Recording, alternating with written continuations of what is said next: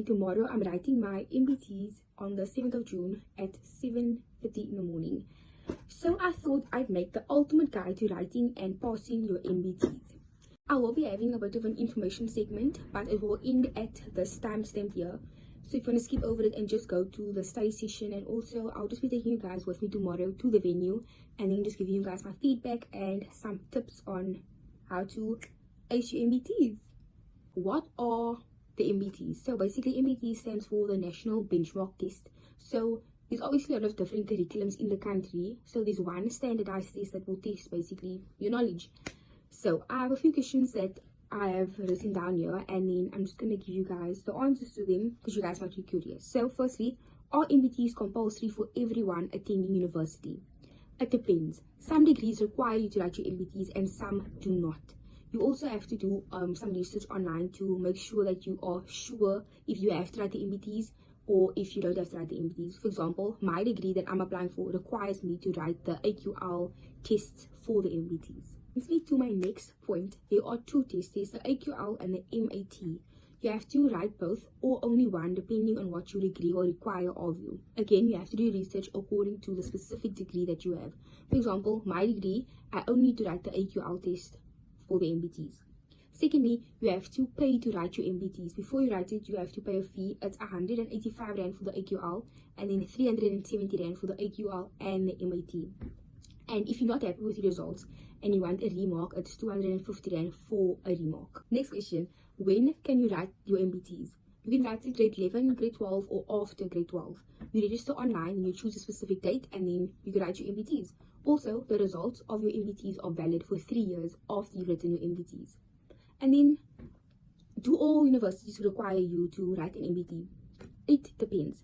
Some universities require an MBT being written, some do not, but the results of your MBTs will be sent to all the universities that you have applied for. So, for example, I write my AQL MBT tomorrow, and the mark that I receive for that goes to all of the universities that I've applied for. So next up we have study resources. So I'll put links down below in the description if you want to use any of these study resources for your MBTs. But this is website, I can't pronounce it, but it's OLICO, and it has practice MAT and AQL tests that are free, and there's also a WhatsApp tutor that you can get that's also for free. And then there's practice questions, and there's also videos explaining things and teaching you how to solve specific problems. So lastly, I can't speak for the math part of things, but for the AQL test that I'm going to write, they test things like your punctuation, your synonyms, etc. They also just test basic English skills that you're supposed to have. And then the other portion of the AQL is mathematical literacy. So it's things like data handling, statistics, probability, velocity, time, etc. So I hope that I answered some questions for you guys about the MBTs that can help you guys. So now that we have that covered, we have to study. Let's get going. Studying, I'm going to give you guys a little bit of a study tip. It would be to prepare yourself well and do it well before the time. MBTs are not easy. They literally determine whether or not a university will accept you or not, and that's how important your MBT marks are. So you have to prepare yourself as if this is a very serious exam. And secondly, I also say with preparing, remember that there are no calculators and no dictionaries allowed.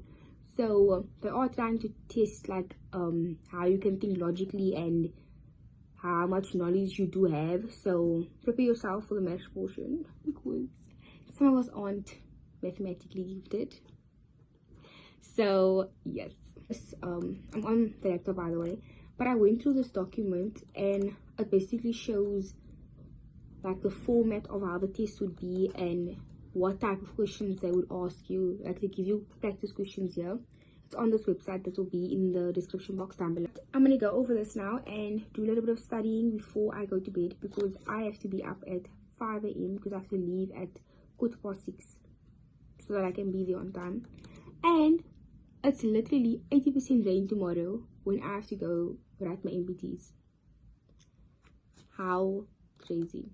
But anyway, let's get started. Most people see other people run marathons and they hop in by them shoes.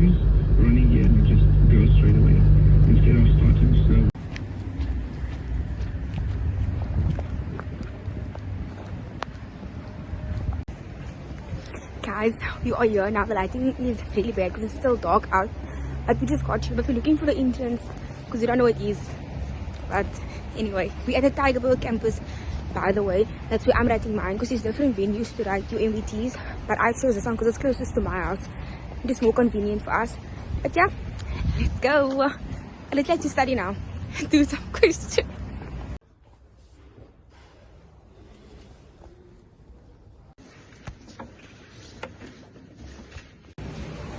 So guys, this is me after writing my NBTs, the AQL test, and I'm going to give you guys a bit of a debrief on how it was for me.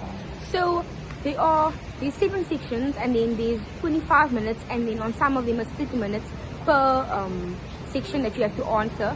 And then after the time is up, you can't go back, and you can't go back to change answers or add stuff. You just move on. And everything in the paper is multiple choice, so you don't have to write out anything. You just coloring in little blocks. But for me, the English part was fairly easy for me because I enjoy English. But the only difficulty with that was that it was a lot of reading, and like you had to read with comprehension so that you can answer the question and like answer it properly. And then the math was okay. Some questions were really easy, but then there were some where it was like, I can't do this in my head, so I just guessed in the answer. And then actually for the second math part of it, I actually didn't know that there's more questions, and there was 20 plus questions that I didn't answer, and then there was 10 minutes left, and then I'm like, okay, let me page, and I page over, and I see I didn't answer the questions, so I had to rush. And then I think I probably just wrote random stuff, honestly, because there wasn't much time left. But yes, it was a good paper, and it wasn't that difficult, and the environment was also not like tense. People were really friendly, and yeah, so I do suggest you do study in advance for the math side of things. The English is not that difficult unless you do struggle with English and with punctuation or any language things. If you struggle with that, then you will struggle, so you should practice if that's the case. But yes, overall it was a very good experience, and I rated a solid 8 out of 10, no, 7 out of 10, simply because of the math that was very annoying. But yeah. So guys, I'm finally home now, and I'm so exhausted because I've been writing all week and I had to study for this, and now I'm just very tired. But I hope that you found this video but informative about MBTs and also what to expect. And yeah, I hope you guys enjoyed this video. Make sure to like the video, comment down below, subscribe, and turn on post notifications for the next video. Bye guys.